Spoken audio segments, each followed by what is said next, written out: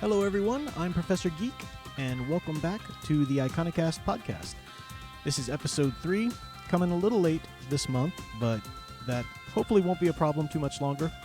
As some of you know, I am a writing and literature professor, and this is the end of the spring semester, so it gets a little busy. But hopefully we'll be staying on track from here on out. Do have a pretty interesting episode for you, I think, anyway. Going to talk about a few things. Going to continue at the end of the episode our look at hero archetypes and the categories of them and how to write them properly or how they're written properly for those who aren't necessarily writers. That'll come at the end. That's sort of a continuing series on the podcast. But first up, we are going to talk about touchstones. And that's sort of a vague term, so perhaps you don't know what I mean, but basically I'll be getting a little bit deep about action figures, okay, collectibles. Let's put it that way for the geeky among us. But as I do with all of my interests and my scholarship and whatnot, I like to look for the importance or the cultural significance behind these things. So we're going to talk about that some. I'm going to give a physical media review in the second segment coming up, which will be this time around Fright Night. I can't remember if I showed this last time. It's a nice steelbook. This particular one is a Blu-ray/4K steelbook of Fright Night, the original 1985, the best. We'll talk about that as well. Hi folks, this is Matt Wilkins from the self-titled YouTube channel, Matt Wilkins. I want to invite you to come listen to the channel. We talk about the Star Wars Expanded Universe, board games. I have 2 podcasts that go on YouTube and iTunes called Prince of the Universe, where we talk about movies, TV, anything geeky and in the past we want to talk about. And then Saturday morning Salmon Flange, where we give a top 5 of some random subject every week. So won't you come on and check it out? That's Matt Wilkins on YouTube. So first up, touchstones. What do I mean by touchstones? I said it has to do with collectibles, action figures. What I'm talking about here is the importance, or perhaps I should say this, the profound effect that it can have owning something, either a representation or a piece of, if it's like a collectible memorabilia or whatever, owning a tangible piece of a franchise or a fiction, something that you dearly love. Now, it's one thing we can start perhaps with owning an autograph of a famous actor or a writer or whatnot, owning something that they owned, or something like that. That's important to us who appreciate these stories. But then you also simply have representations, action figures. I've got some here that I'll be showing. Why do we collect these kinds of things? What is the appeal to us? And what is the greater purpose that it serves, psychologically? Let's start with how I came about the idea to talk about this on this particular episode. I'm a fan of Ethan Van Sciver, and I'm a big fan of his Cyberfrog character and the stories thus far. And he had a pretty cool sale in which I was actually able to afford getting the statues, both the statues for Cyberfrog and Salamandroid. So these aren't action figures necessarily, they're statues, but they're really sweet. We have Cyberfrog here, posed nicely, got him in all of his flexible glory there, and in a really just a sweet, the paint job's great, the mold is great, really cool little action figure there, statue. And then Salamandroid, if you know the story, Salamandroid is quite a bit larger than Cyberfrog. So this is pretty much to scale. Got this long, ridiculous tail, which is great. I mean, that's true to the character. And that's just great. I mean, that's just wonderful. His brother Salamandroid. Nice, big thing. My wife, Sound Engraver, loves it as well. She's a big Salamandroid fan. And I love owning these because I've had the books for a while, a few years, ever since when the first one shipped. I forgot. I know it's set in 2018. I can't remember when I actually had the hard copy in my hand. But we've been through a number of these books now, and I've gotten to know the characters, and I'm really invested in the story. And it means something to me. The character of Cyberfrog means something to me for a number of reasons. You don't really see a lot of aspirational tricksters in terms of the archetype, and he's great. I like the character Salamandroid. I really love, and I'm kind of invested in the story behind it, because I see so much significance into it, how we exist in the world today, trying to hold on to culture, trying to hold on to art, trying to hold on to these things because they make us human. And we're in a world today with Hollywood and the agendas and so forth that are just trying to leech off of every wonderful franchise from the past in order to inject them with their own honeyed agenda, and it just makes them fall flat. It makes them dried up husks of the wonderful, powerful stories and franchises that they once were. So, I kind of relate to the story on that level. One of the many ways I relate to it. So it's an important story to me. I really like it. And owning these action figures, I'll pick up Cyberfro because he's a little easier to manage here. Owning these statues rather, it's just a tangible way. Like I can look at this on my shelf, and it's different than seeing the two-dimensional image in the comic book, which is great, or the big, framed art pieces I have and whatnot. He's in an action pose. It's one step closer to a live action Cyberfrog, right? If you can imagine such a thing. It's one step closer. It's something that I can physically hold. And I can hold a comic book, and comic books are important too. Perhaps we should cover that in another episode. It's a very distinct way of partaking of the story. It's something that prose or television or movies, nothing comes close to this distinct experience of a comic book with the panels and we'll talk about that later. But owning something that you can hold in your hand and having the tangible character here, I'm touching Cyberfrog's fingers. I mean, it's a different level. It's a different level of reminder of the character. I look at the figure and I think, even subconsciously, about the inspiration that I draw from Trick Ron Cyberfrog. It's a new level of just owning a comic or a book. I have some others. Let's go through a few here before I really get to the psychological significance. And maybe by way of doing this, we'll kind of crack into it and you'll kind of see where I'm going. But Star Wars. I'm a big Star Wars fan, as many people who follow my channel on YouTube know. And some of my favorite Jedis, of course, Luke Skywalker is the best. Gotta thank Birdman for sending me this one here. Luke Skywalker at the end of A New Hope. That's a great moment for Luke. He's still this aspirational Paragon farm boy, but it's still at the very beginning of his journey, in a lot of ways. It's a great moment. And I like this. I have one of him from Return of the Jedi as well and beyond, but I love this image of him here in his tan jacket with his medal on that Princess Leia has just given him. It's a reminder to me of that moment in the story too, that you're going to face successes in life and they're going to be powerful, and you know on some level, though, that even more difficult challenges are to come. But it's still very important to experience the celebration and the accomplishment that you have. Even if you've got even a more horrid challenge to come, more danger, more pain, you can't get through it unless you fully celebrate and accept and acknowledge the accomplishments thus far and learn from them and so forth. And that's part of celebrating with your allies, in terms of the hero's journey, your friends and family and so forth. And it's just a great moment. And I can hold this in my hand and it's a reminder. I also have Revan. I do not display Darth Revan because for me, Revan's story and the importance of his story is the redemption of Revan and the Jedi Knight Revan from the Knights of the Old Republic games, if you know.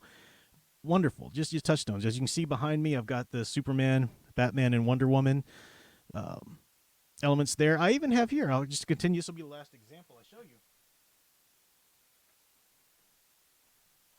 As I step away from the mic for a second. But I have a shelf dedicated to characters I grew up with, cartoons that really meant a lot to me and inspired me growing up. And I've got my original He-Man. The sword just fell away, but he's got the sword and shield. The original He-Man action figure, Masters of the Universe from the 80s. So wonderful. And, if you're in that era, then of course you got to have Lion-O. Again, the original 80s action figure of Lion-O from the Thundercats. And then to round out that little shelf, I have Leonardo and this is the original action figure, Leonardo from the Teenage Mutant Ninja Turtles. And this is, Leonardo's the leader. He always appealed to me. He's the noble leader, the one who has to take responsibility and really, think about others all the time. So I was drawn to those types of characters. No wonder that I'm drawn to Superman and Luke Skywalker the same way. And owning a tangible action figure or something that I can hold in my hand, you have on your shelf, it's one step further than just the idea of the character in the book or on screen or the visual depiction image of them. Now, let's connect this idea of collectibles and fandoms. Let's connect it to religious iconography for a second. I know these are two very different things. Bear with me. I'm going to try to hopefully explain it to you in a way where you can see that even though they're light years apart in terms of, I don't really think Lion-O exists somewhere. As a Catholic Christian, I very much believe that Jesus exists. I believe that Mother Mary exists. I don't believe that Lion-O really exists, but it's still on the same spectrum in terms of the icons of them owning something that can put you in memory of this character, entity, whatever, and the inspiration or the relationship with the ideas that they represent and that you want to make important and draw inspiration from in your life. Really, even before Christianity, in other parts of the world and whatnot, we are embodied creatures. I mean, we have a physical body. We experience the world around us through our senses. We experience the physical, material world around us, and any ideas, any sort of more ethereal or nebulous ideas still have to be grounded in some way in the tangible. For example, in Christianity, there's this idea, the doctrine, the theological doctrine of the Trinity, of the idea that somehow one God is also three persons, Father, Son, and Spirit. This is beyond our comprehension as humans to understand. But people have tried to explain it in different ways, knowing that they're always going to fall short a little bit. But the famous story, I don't think it ever actually really happened, but the famous story that's attributed to St. Patrick is describing the Trinity as though it was the three-leaf clover. These are three leaves. It's one clover, but they're three distinct leaves on the clover. Now, that's not a perfect analogy, but it helps us when we can look at something tangible that we can experience in the real world through our senses. It helps us better conceptualize something that would be beyond the realm of our tangential, our material experience. And religions have always used things like that. There always have been idols. There have always been representations, statues, holy implements, elements, even in the Bible. Obviously you can see this in paganism, but even in the Bible, even in Judeo, the Judeo world, before even Judeo-Christianity, when you've got a God of the Old Testament telling people, no, don't worship idols or whatnot, he has them build a covenant with these golden statues of cherubim. He has them build a serpent, when the time comes for that. There are these holy implements in the temple that need to be revered and need to be thought of in a certain way because they represent God's holiness. Of course, Catholicism, we have a wonderful, rich tradition of icons, and you don't worship the picture, you don't worship the icon, you don't mistake the icon for God himself, but these are reminders. Or we'll have sacramentals. I have a rosary, things that can help me. I can physically hold the rosary when I pray. And trust me, I'm getting back to the action figures in a second. This isn't a theological lecture. I'm just using this as an example. As I'm praying certain prayers, I can hold the physical rosary. It helps me keep track of where I am in the prayer. It's a visual aid. I can look at the crucifix. I can look at, Jesus on the cross, and I can think about what that means to me personally and whatnot. I can look at these images and stuff. And so it's a physical aid in my spiritual and mental prayer and life. There is a big move, of course, with the Protestant Reformation, certain strains of the Protestant Reformation. I grew up in a very evangelical, scaled down, Protestant tradition, which was very much against any of these images and whatnot. And yet we still had communion, which was so bizarre to me for a lot of the Protestant strains that are very iconoclastic, very much against images, very much against all this kind of stuff. They still revere the idea of communion to them as totally a symbol, nothing else attached to it, but it's just a symbol.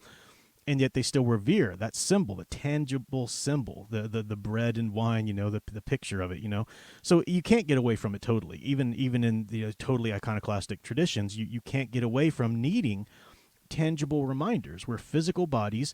We need physical ways to process and ways to remind ourselves and ways to think about the things that are important to us. Now, with fandoms, again, it's not religion. Hopefully it's not your religion. I know some fans, you might think it is. But you've got different fandoms, as I just said for me, Star Wars or DC Comics or Cyberfrog. I have different franchises that are important to me. Now, I have to have made a connection to the franchise based on the story, right? Or the type of character it is or whatever. There is such a thing as collectors who just collect. They just, oh, that looks cool. Oh, that's a really cool head sculpt on that character of that cartoon that I watched once. I'll just go get that. I'm not really talking about just collectors who collect, hoard/collect. Some people like that. No judgment. That's great. I'm talking about those of us with limited space and limited finances who pick and choose the specific collectibles that we're going to want in our life to see on a somewhat daily basis or a regular basis, however it is. And they remind us of things. This is important. Going back to the Cyberfrog, Ethan Van Sciver had said, and he says every now and then, that it's really expensive, and I believe it. It must be. It's really expensive, he says, to create and house and ship these statues or action figures for the action figures he does. I believe that. I mean, it's a lot more expensive than just getting a book printed and shipping a book. It's a lot more expensive for the customer as well, and he offers these great deals every now and then, which is wonderful. I wouldn't have been able to buy these without it. But he said he just does it because he loves action figures. He loves statues. And I don't know, I'd be interested to talk to him to see how far he's thought this through. But I feel the same way. I love the action figure. I love owning the toys, owning the, whatever you call them, statues, action figures, whatever, because I think that it's important psychologically to, or it's one step closer to the character and what they represent for me, to actually be able to hold and own the figure of it. Pose that or set it on my shelf. If it's an action figure, pose it a certain way. Because, we do this as children with the toys that we buy, the action figures or whatnot. And as a child, you're actually, hey, I can't tell you how many times I held this character and pretended I was He-Man, as a child. And I'm walking into Castle Grayskull, now I'm fighting. And you're playing out scenarios in your mind. You're role-playing. I mean, that's part of a child's psychological development. That's why, play is so important. You're using your imagination and you're role-playing certain things with your figures and, your friends and whatnot, if you're playing with friends or even just, by yourself. But that's an important piece of psychological development. You're exploring different types of the person you might want to be. You're exploring different types of characters and whatnot. And so it's important psychological development. And I think we still carry that with us as adults. On the one hand, just needing the physical, tangible reminder, like I said, but also just the I mean, it's funny. Like I as a Catholic, I do have a shelf in which I have an icon of Jesus, and I have an icon of Mary, and I have St. Jude and stuff like that. And I give that shelf a certain reverence, right? Not that any of those objects themselves are God, obviously, but I give that shelf a certain due reverence because it represents something I take very important and seriously, God, So I give that shelf a due reverence. I won't put anything else on that shelf. I just kind of let it, be my way of showing respect to my own religious beliefs, to God. On a much lower level, I'll do the same with, these characters. Like, I'm not going to just toss He-Man aside. I don't want him laying down or I don't, it's weird. Like I'll still give the characters a certain reverence. I've got them kind of over on my shelf here haphazardly, but these either go back in the box or posed on the shelf. My daughter's around, they're back in the box, but I'll post them on the shelf and put them in a place of, maybe not honor, but a place that reflects the importance I hold to the values that they inspire in me. Maybe that's the best way of saying it. So touchstones are important, and geeks get a bad rap. Oh, you're just a nerd, and you and your toys. Grow up, man. Well, again, maybe some geeks do, but as an adult, fan and geek, you're not collecting these things. I don't take He-Man and Skeletor and go play in my Castle Grayskull, at night. No, but I use them as tangible reminders, and it is reminders of some of the psychology that I developed as a kid, playing with toys and whatnot, but it's also just a tangible reminder of the values that I want them to inspire within me. So touchstones are important, and I talk a lot about collecting on this channel. We've talked about the importance of collecting physical media, and I've said, we talked extensively about the importance of curating your collection. So again, if you got a shelf, what are the characters, what are the figures, what are the important individuals in stories and fandoms that help shape you, because stories do shape us, and the stories we find interesting that we follow as children and beyond. Think about what are the ones you have on your shelf, or what are the ones you would like to have on your shelf. I think it's a good move for anybody to get 2 or 3, figures, statues, or whatever, and just have them predominantly in your home somewhere where they can be a reminder of the virtues and the values that you would hope to emulate in your own life that you see in those characters. So touchstones are an important thing. Wanted to talk about that, but I could belabor the point easily. So we'll stop there.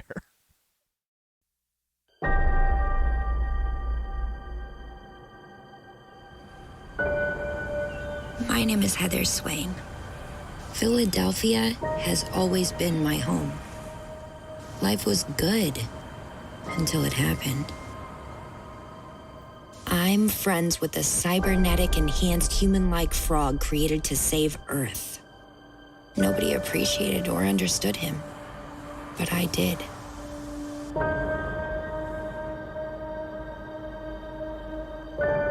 We were good friends who enjoyed hanging out with a bucket from the chicken fry. Just me, Cyberfrog, and his very large brother, Salamandroid. Until the invasion hit. They rained from the sky. These space invader giant hornets attacked everyone, killing more than could stay alive, and covered the earth with giant blood honey hives. They can't fly near trees, so we hid in the woods, burning endless fires to keep them away, wearing red so they can't see and kill us all. The last time I saw Cyberfrog, he told me he'd track me down. But it's been decades, and there's been no sign of him. Yet I can't shake the feeling he is not gone. I believe he will return again. We need Cyberfrog and his brother Salamandroid to return and fight off these invaders, to take back our wrecked planet so we can live without fear. If you see my friend Cyberfrog, tell him I need him. We need him to save the world.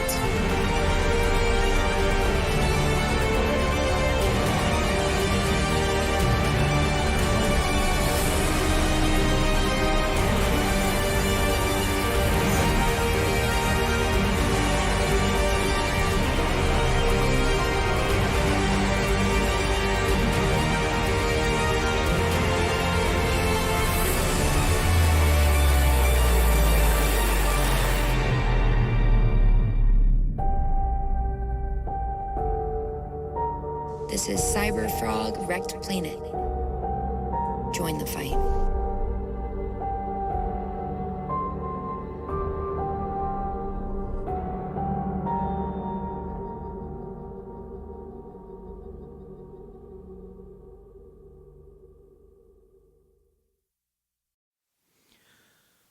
Now let's turn the page to our physical media review. And it's physical media review. It's not really going to be what you typically think of as a physical media review. I'll explain. But I have here the Fright Night Steelbook, that wonderful picture of Vampire Amy on the front. It emulates the great movie poster that they had. You got the light on inside with Dandridge in there. On the back, we have Vampire Dandridge, portrayed by the great Chris Sarandon. A nice steelbook, as you would expect. I've got the Blu-ray, the 4K DVD, and then a special DVD for the special features for Blu-ray, I believe is how that breaks down there. Now, I've said before, I'm not a 4K person. I don't even own a 4K player or a 4K television. I'm not even somebody who needs / sometimes likes Blu-rays. I think it's a mistake. I've said it before, and I think it's a mistake to always need every film in the highest possible 4K translated quality. I know, obviously, 4K connoisseurs always tell me that, a good 4K translation is really giving you all of the information that was in the film that the film was unable to portray. Fine. But, and Fright Night's a great example of this. when Tom Holland, the director, not the actor, Tom Holland, the great horror film director who directed Fright Night, Psycho 2, Chucky, Child's Play, and all of that, he shot that film, wrote it, and the cinematographers worked with him. The special effects makeup people worked with it to be portrayed in the technology that they knew was there at that time. When you went to the theater to see Fright Night, or even when you put the VHS in your VCR back in the day, that was the way that the filmmakers and the storytellers expected you to see that film and to experience that film. There's a great moment in one of the special features on this Fright Night. It's a documentary that was done about the making of Fright Night and whatnot, interviewing everybody a while ago. And one of the special effects makeup guys talking about when they had Amy in the, just like shark mouth, vampire mode. And he was talking about what little bit of time they had to kind of, craft it or whatnot. And he kind of jokes aside. He says, don't watch that one. If you're watching that one in a high quality, 4K or whatever, don't pause it on that scene because, he didn't have so much time to put in all the little details. And, he's being a little bit exaggerating, I think, or maybe just being a little too his own worst critic because the makeup looks great and the effects look wonderful. I think even, I didn't pause it to look for any problems in the makeup, but I don't think I'd have been able to find them. But it did bring a good point. I first saw Fright Night on television on a CRTV back in the day. I don't think it was USA. No. I remember seeing the woman's breasts when Dandra just got her in the neighbor window there. So it couldn't have been USA. It must have been Showtime or HBO or something like that. But as a teenager, a young teen or whatever, so I, at 85, I was 5 years old. I wasn't watching Fright Night. But, saw it much later on television. And then I think I did own a VHS or a DVD at some point. And it's a very different experience. Like that film is made to be seen sort of grainy. Not grainy in terms of bad quality, but the quality that existed in the day. It's just slightly off-putting watching the Blu-ray version of this. It's good, and I'm glad I've got it, for longevity's sake and whatnot. But I'm still going to try to go out and pick up just a DVD copy of the original Fright Night without all of the crystal clarity and all of that, because that's the way I want to experience that story. That's the way I want to see those special effects. To some degree, special effects from 85 are going to feel dated no matter what format you watch them in. But I think that the format they're shot in does them the best justice at the time. Same thing, I would never say go watch, what's the movie that just came out? I haven't seen the new Godzilla Kong movie, but I would never say go get that on straight DVD and make sure you never get that on Blu-ray or something. That's shot in today's effects. That's shot in today's, technology. Of course, I would imagine the director and the filmmakers want you to see that in the most pristine quality that there is, and that's great, But for these older films, I think it's important to realize that the highest quality definition isn't always going to serve the story in the best way possible. That's the best way of putting that, I think, because some people are just nerds about the high quality. No, it's got to be for me, and that's fine. If that's for you, that's fine. But I think it's the best way of saying it is that the highest definition, depending on the film, depending on when it was made, the highest definition doesn't always serve the story. And I'm going to stick with that. Now, talking about Fright Night in general, I'll try not to, because I could go on hours talking about like a really in-depth analysis of the film. So I just want to say a few words about it. Tom Holland, the director, the writer, director, creator, he said that this was sort of his love letter to the classic monster movies that he enjoyed growing up. And at the time he made this film in 1985, vampires were a joke. He said that the last vampire movie he knew of was the George Hamilton Once Bitten or something like, I forget, I maybe got the name wrong of that, but it was sort of a parody, a parody of the genre. And it had been around for quite a while, in terms of vampire horror movies, so you've had Bela Lugosi, or Nosferatu before that even, and that Bela Lugosi one really stuck in culture as the image of Dracula. Even with the great Hammer horror and Christopher Lee Draculas, they were still doing their own thing, but taking their heavy cues from Bela Lugosi. I grew up going to get Halloween decorations, and the vampires were Bela Lugosi. The Frankensteins were Boris Karloff and so forth. The Wolfmen were Lon Chaney's, or at least some element of that. Now it's just so blown past that. We've lost touch with so many of our cultural strands from the past. And, so the day when he was making Fright Night, no one was really respecting that kind of vampire story. So Fright Night was a wonderful way for him to take the traditional vampire type movie story and update it a little bit into what if, Dracula, quote unquote, not Dracula, but, Dandridge, what if Dracula moved in next door to you in a suburban home? That's the idea. And it updated it, and it was great. And we have the character, Roddy McDowall's character, Peter Vincent, named for Peter Cushing and Vincent Price, as an old horror film actor. It's imagined like Peter Cushing, coming to help this kid, or whatever, but he's now a horror host at the time. And so it meant something when the movie came out. It was trying to pay homage to and point out the importance. I think even if Tom Holland wouldn't have thought about this at the time, I think culturally what it did was point out the importance of those stories. It's important that we take the role of like monsters in our fictions, like Dracula or a vampire. You have to take them seriously in the context of good versus evil. That's key. And that's really what it meant when he brought the movie out. And I'll go into some more specifics there in a moment. Now, when I was watching the film for the first time as a young teen, I had, this was the Interview with the Vampire era. The movie had come out somewhat recently. There were a lot of other vampire movies happening that were really trying to push the idea of the vampire past this traditional monster that you can defeat with a crucifix or holy water, that kind of stuff. They were really pushing past that into sometimes some films and some books. I mean, even Anne Rice's books. I loved that movie when it came out, and I read some of the books. And that first book in particular was a very wonderful book. It was using the idea of being a vampire as an exploration of, how to be human or dealing with the monsters inside of us. And that's interesting, and it has its place.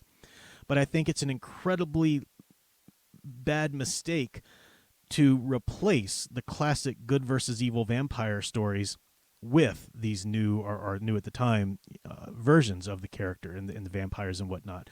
So going back to 1985's Fright Night, for me as a young teenager in the 90s, was just as important as it was for Tom Holland to make the film and kind of bring back or update the classic vampire story. And there are so many touches of that in the movie. Again, I'm going to stop myself from going too deep into it.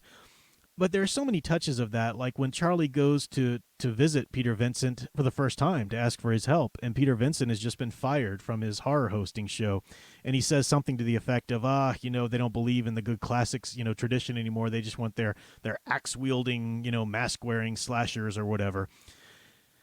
And that's a loaded comment because, I mean, Tom Holland went on to direct Chucky, so he's not like anti-slasher movies, but it is an important differentiation. Like I always say, I'm not a horror fan, I'm a monster movie fan.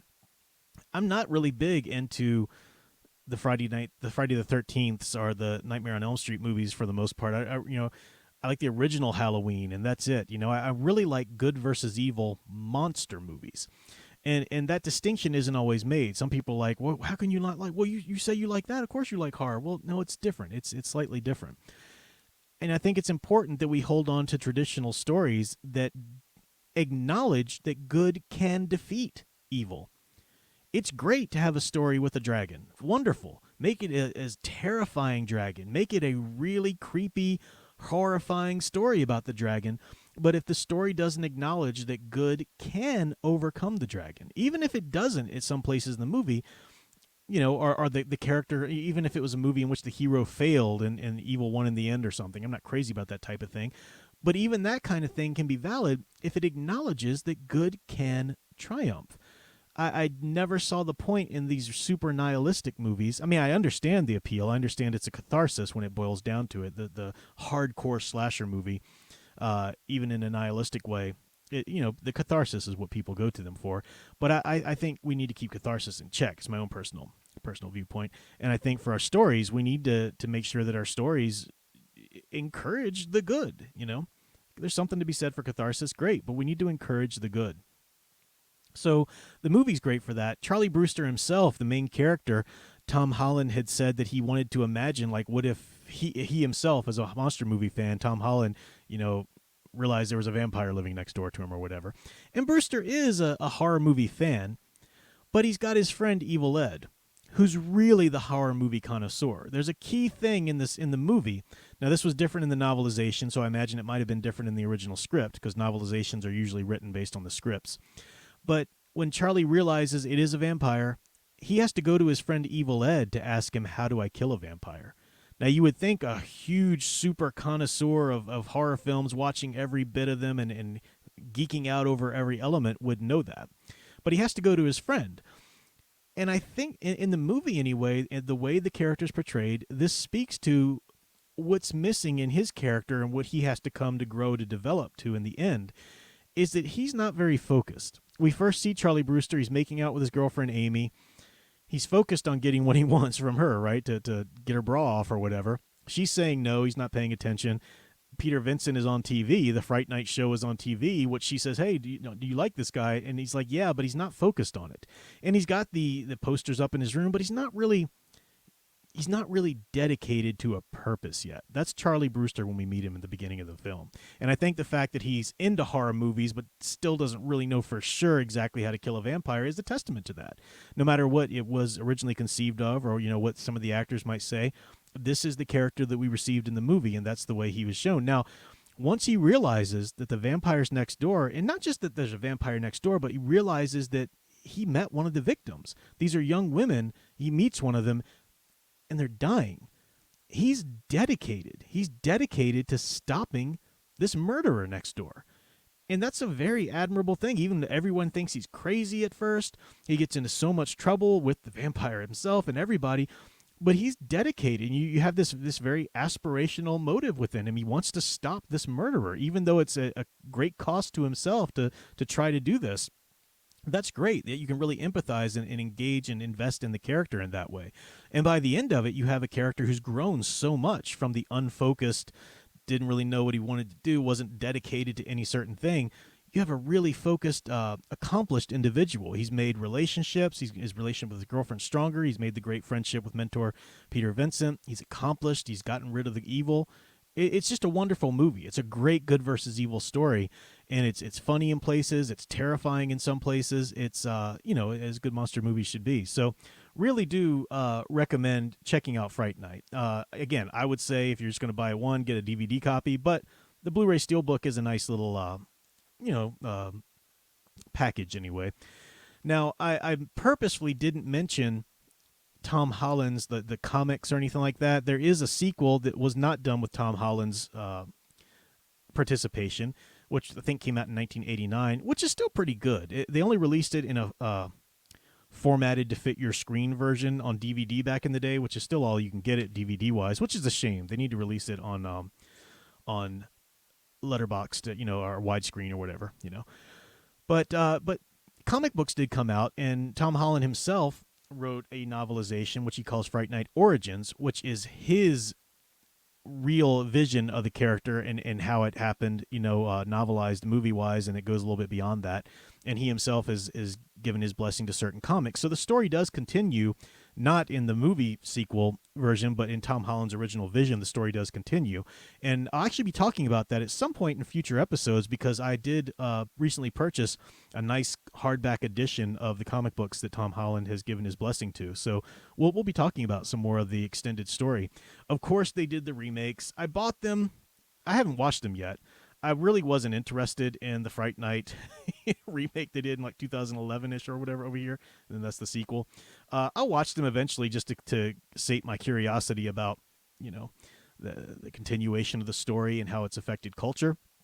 I can't imagine they'll even remotely be. They won't touch the original classic. I know that. But, when I get into something, I want to really, the academic in me wants to study all the strains and, get all the information together to process it. So there's that. But yeah, that's a physical media review, sort of. We'll keep doing some of those, whether it's music or movies or books, on each of these episodes. Coming up next, though, we get into our hero stuff, why heroes are important.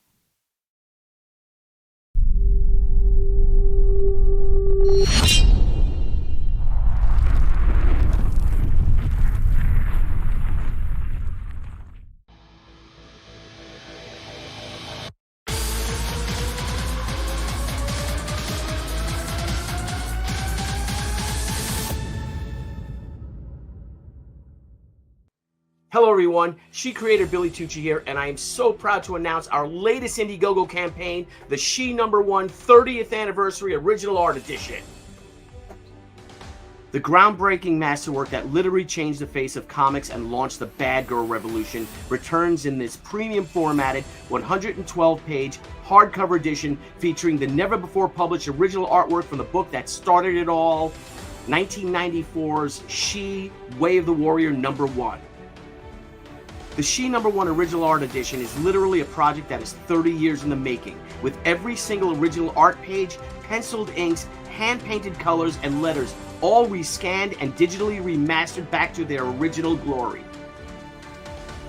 And to celebrate 30 wonderful years, we are also offering lots of other She-related items, including prints, apparel, commissions, coins, and special editions, including the never-before-seen She, Way of the Warrior #1 ash can featuring my 32 original penciled pages.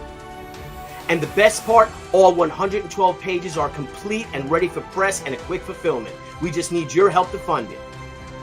Thank you for an amazing 30 years. We are forever appreciative of your amazing support, your faith, and together we are all She Strong. Thanks a lot.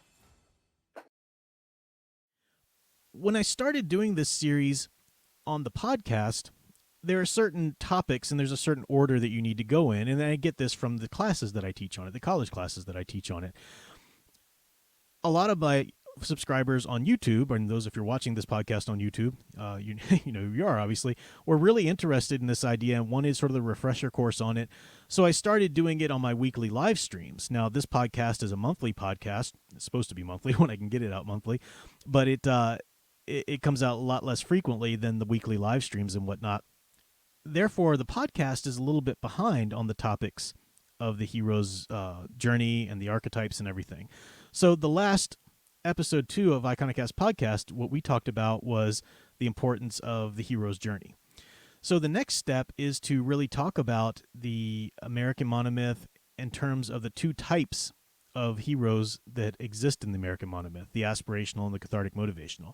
Rather than, I feel like I've talked about this so much recently, and I think if I tried to rehash it now and tried to give that lecture again, I would miss some things. My brain's a little tired on the topic, you know how it gets. So what I'm going to do is I'm going to splice, or I'm going to cut over here in a second to give you a pretty good condensed talk I gave on it recently as a YouTube video, and I'm going to give you the audio and visual for that for those watching the podcast on YouTube. So you'll have that. It'll be a little bit of a repeat for those who are YouTube subscribers and might have seen it before, but hey, you can never hear it too often. Let it sink in a bit more. So enjoy that, and I'll be back afterwards. Okay, so now we need to make our first distinction. We got our American monomyth here. That's great. That's our first level. The first two categories of a hero, and these are broad categories. So all of the sub-archetypes we talk about, or you might have heard me talk about, can be, we've got our aspirational heroes and our cathartic motivational heroes.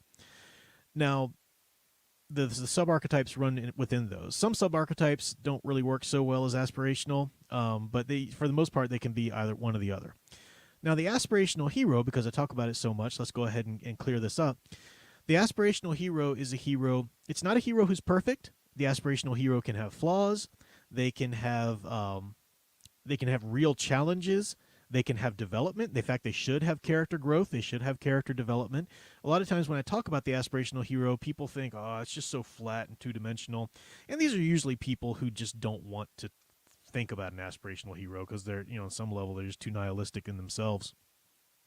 The fact, though, is that you desperately need aspirational heroes. They're going to be fewer. By necessity, there are going to be fewer aspirational heroes in any one shared universe than there are the cathartic motivationals, and I'll get to those in a second.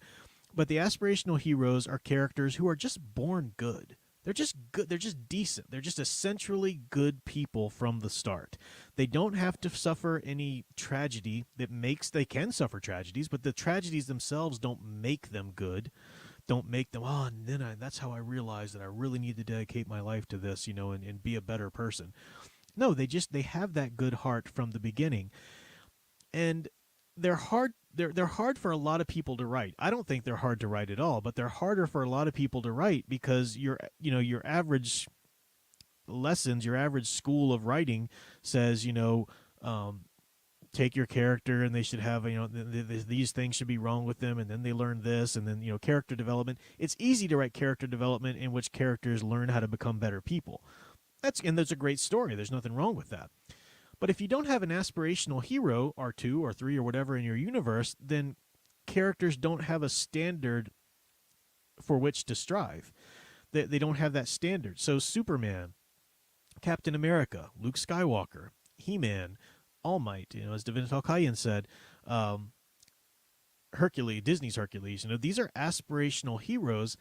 They just have that good heart from the beginning.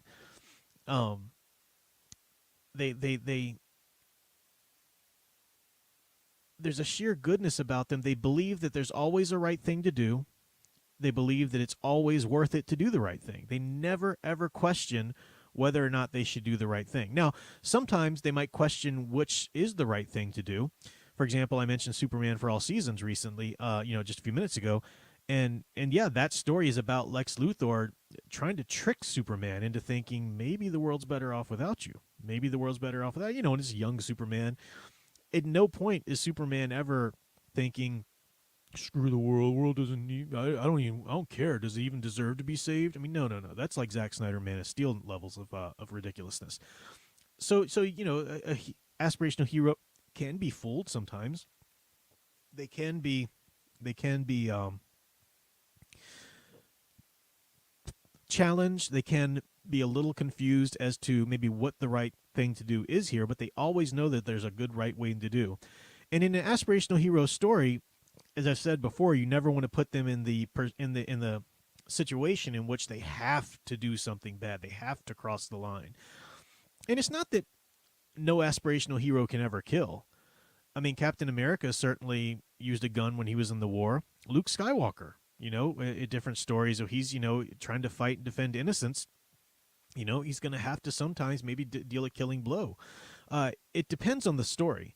Superman should never, ever kill. Batman should never, ever kill. He-Man should never, well, I won't say, depending on the type of story you tell of He-Man. Certainly, like, the 80s style cartoon, He-Man should never, ever kill.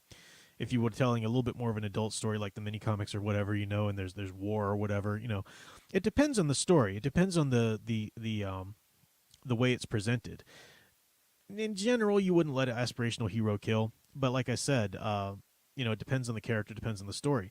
The point is that they're never out to kill. They're always trying to save the innocent. They're always trying to even save the criminals from themselves, if that's at all possible.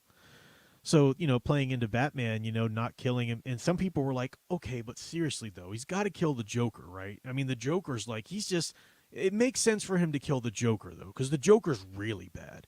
No, if you make any concession there, if you start to make any concession, then you're saying, basically what you're saying is, we should always do the right thing unless this. Here's the line in which it's okay for us not to do the right. Or here's the line in which the wrong thing is actually the right thing to do. Once you make that concession, it's just a matter of time before that line gets closer and closer and closer and closer to you, until you don't have to really do much work on yourself at all as a human being. Because, it's all relevant. It's all, that's the slope that happens. And the aspirational heroes are there to show us that no, there's a standard. The standard exists. The standard is fixed. It's not realistic that we're going to meet that standard, but we need to keep sights on that standard. And that's what the aspirational heroes are for. There is one of the sub-archetypes is the Paragon, and the Paragon can only ever be aspirational. So a lot of the characters I just mentioned are the Paragons. Superman, Captain America, Luke Skywalker. These are Paragons, meaning that in their universe, they serve as, like, they're on the Wheaties box of their universe. They are inspirational to all who know them. But you can have a character like Naruto, for example, who's aspirational, 100% aspirational. He never, ever entertains the idea of doing the wrong thing. He's got his ninja way. He wants to do everything right. But he's also a trickster and a numbskull. and he's given to emotional outbursts and whatever, and he fails a lot and he screws up a lot, and he's but he never questions whether or not there's a right thing to do and whether or not he should do the right thing, and he inspires a lot of people by his determination in that. But he's not a paragon, right? So all paragons are aspirational, but not necessarily all aspirational heroes are paragons. That's just a little distinction there. All right, so we've covered the aspirational hero. We're still just dealing with our two major distinctions of heroes. So if you're losing me a little bit, or or if I'm losing you a little bit, excuse me, we're talking about the American monomyth, which for the most part is the American distinction of the superhero.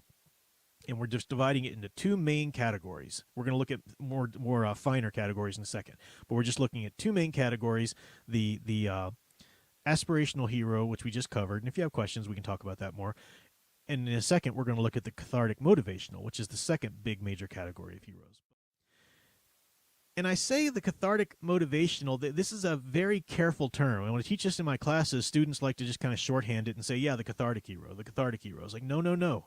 You can't just say cathartic hero, because that's a different kind of character in general. Cathartic hero, you might as well be talking about Hamlet, or a tragic hero or something like that. And those characters exist, and they serve their purpose, but they're not heroes. You can call them hero in terms of being a protagonist, but not a hero in terms of a monomyth, because the cathartic hero just exhibits a lot of moral failings and shows us, don't do that. Don't do what that guy did, So like Hamlet, for example, he's told very clearly at the beginning of the play, the ghost of his dead father, for crying out loud, comes to him and says, I was murdered. You need to avenge me. So he knows what he has to do. It's good to his father's soul. It's also good for the kingdom. He's the prince of the kingdom. If he needs, if the kingdom's to be saved, he needs to go avenge his father's death. But he spends the whole freaking play going, should I really though? I mean, really? Me? Should I be the one to do that? Let me just do this little test. All right, let me do this test. All right, now let me try this one more test. And the whole time he's doing this, the whole time he's avoiding doing what he has to do, people around him are just dying left and right. Until the end of the play, the whole stage is just littered with corpses, and finally including his own and the dead uncle that he should have killed to begin with. And that's, don't do that, right? So there's a catharsis that that's part of the cathartic motivational. So there is a cathartic aspect to cathartic motivational heroes. They should show us some moral failings that we need to know, hey, we shouldn't do that. But the motivational is incredibly important, because the motivational tells us, it shows us in the same character, it shows us the moral failing, and then it shows them get up, dust themselves off, and be better. So Spider-Man is a great example. He's the example I always give. He's my go-to example, but I'll give some others. But he's the one who gets these powers, and then what does he do with them? Immediately, he wants to make money. Whether it's to, in a more altruistic telling of it, help his Aunt May. But then a lot of tellings of it, he just wants to finally, take care of himself, for crying out loud. He's been poor for so long, get a good car, get some ladies or whatever. And so he uses those powers for his own agenda there, his own good.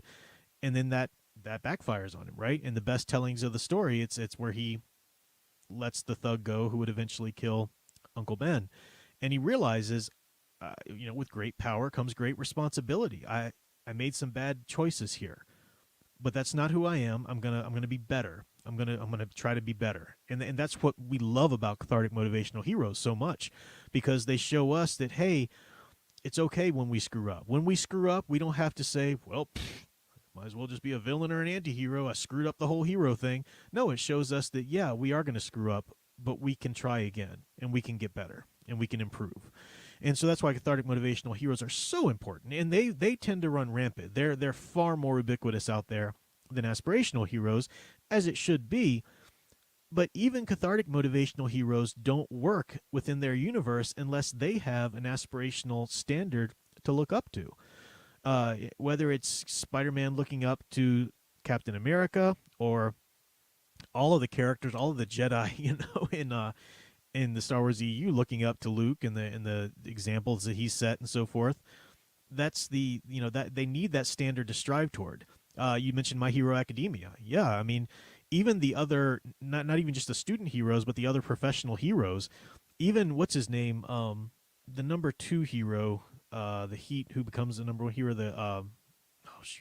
Todoroki's father. I can't think of his name right now, But even he, when All Might loses his powers and he becomes kind of the number one ranked hero, he goes to All Might like, how do you do this? How do we do this? And there's this wonderful episode where he's learning that he truly has to give his all and lay it on the line to save people, What Hollywood portrayed in the movie The Exorcist, with levitations, vomiting, spitting at the priest with an uncanny marksmanship, all of that has not been a movie for me. I have seen that firsthand. My name is Father Carlos Martins. I am a priest of the Catholic Church. I was an atheist until, as a young adult, the Lord brought me out of darkness. And since then, I've been living in His love.